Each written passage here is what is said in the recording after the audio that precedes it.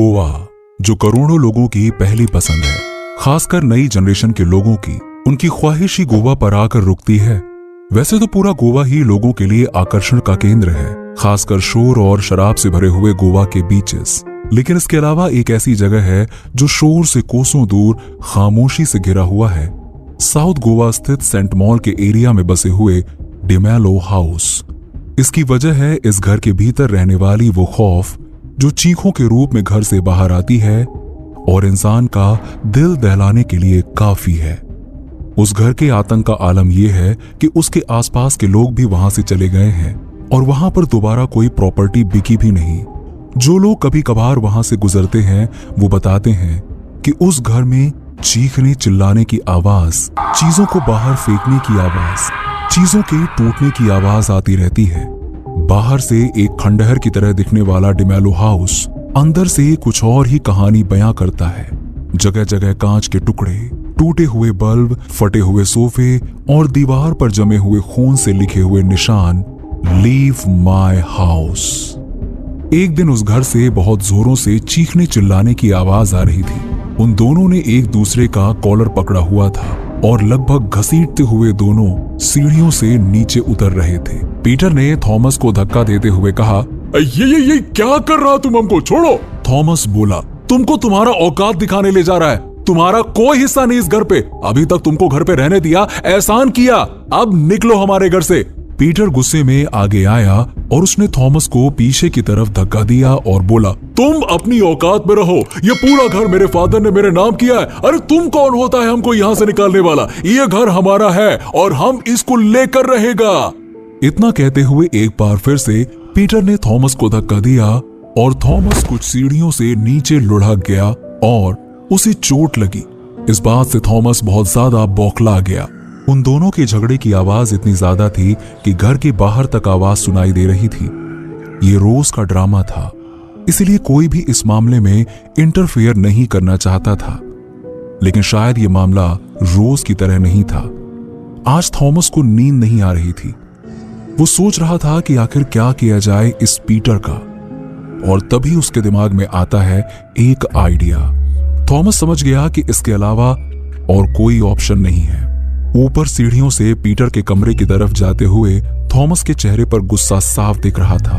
Peter के कमरे में जाकर उसने लगातार कई फायरिंग की और पीटर को हमेशा हमेशा के लिए खामोश कर दिया। कुछ देर छटपटाने के बाद पीटर की मौत हो गई। थॉमस पीटर की लाश को खींचते हुए गार्डन में लेकर आया। वहां उसने एक बड़ा सा गड्ढा बनाया और फिर पीटर की लाश को गड्ढे में डालकर दफनाकर बड़े ही आराम से घर के भीतर चला गया। उस वक्त तो थॉमस ने बहुत बहादुरी दिखाई थी, लेकिन उसे अब डर सताने लगा था। आखिर में कई दिनों बाद थॉमस ने घर से बाहर निकलने की हिम्मत की और गार्डन में आकर खड़ा हो गया, जहां उसने पीटर की लाश को दफनाया था। वहीं खड़े खड़े वो काफी देर तक उस जगह को देखता रहा कि तभी एक पड़ोसी ने आवाज लगाई, कैसा है थॉमस माय सन, कैसा है? थॉमस घबरा गया। I am good uncle, I am good, how are you? I am fine my son, I am fine. जरा पीटर को बुलाना, पीटर से कुछ इम्पोर्टेंट बात करनी है। पीटर का नाम सुनते ही थॉमस की हालत खराब हो गई कि तभी अंकल ने दोबारा कहा, क्या हुआ? पीटर कहाँ है माय सन? हाँ, वो पीटर वो अपना हिस्सा लेकर दूसरी सिटी में रहने को चला गया है। अंकल को इस बात पर यकीन तो नहीं हुआ, लेकिन फिर भी वो चुपचाप वहां से चले गए। थॉमस ने इस बात को अब पीटर के गायब होने की वजह बना ली। जो कोई भी पूछता वो यही बताता कि पीटर अपना हिस्सा लेकर जा चुका है। धीरे धीरे करके थॉमस के भीतर का गिल्ट और डर खत्म हो गया था। एक रात थॉमस पार्टी करके बहुत देर से घर लौटा। पीटर की मौत के बाद पहली बार वो इतना एंजॉय करके आया था, बहुत खुश था। उस रात थॉमस गहरी नींद में सो चुका था कि तभी उसके कमरे का झूमर जोर जोर से हिलने लगा। थॉमस ने धीरे से अपनी आंख खोली और करवट लेकर झूमर की तरफ देखने लगा, लेकिन तब तक झूमर बिल्कुल शांत हो गया था।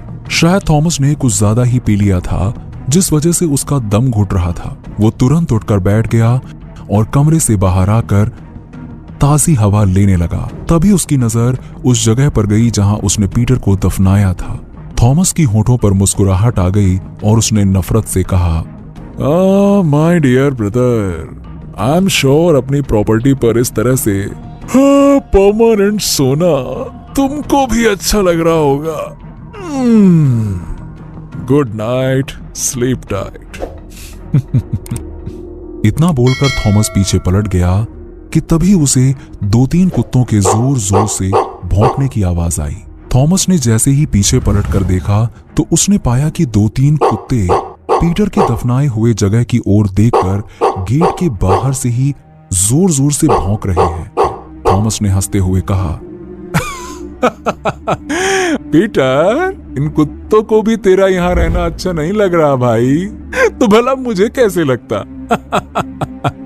फिर वो वापस घर के भीतर चला गया। थॉमस के वहां से जाते ही वो कुत्ते धीरे धीरे रोते हुए बिल्कुल खामोश हो गए और आसपास की झाड़ियों में छुप गए, लेकिन लगातार वो अभी भी लाश वाली जगह की तरफ देख रहे थे कि तभी धीरे धीरे वहां की मिट्टी में दरार आने लगी और एकदम से जोर से विस्फोट हुआ और 2 खून से सने हुए हाथ भीतर से बाहर निकले। फिर रेंगता हुआ वो जमीन पर आकर खड़ा हो गया।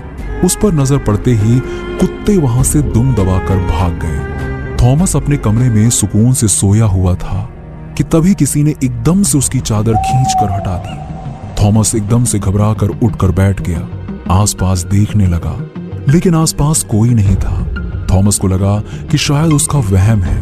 वो वापस चादर ओढ़कर सो गया, लेकिन ये थॉमस का वहम नहीं था। उसके कमरे की दीवार पर एक बड़ा सा साया नजर आ रहा था।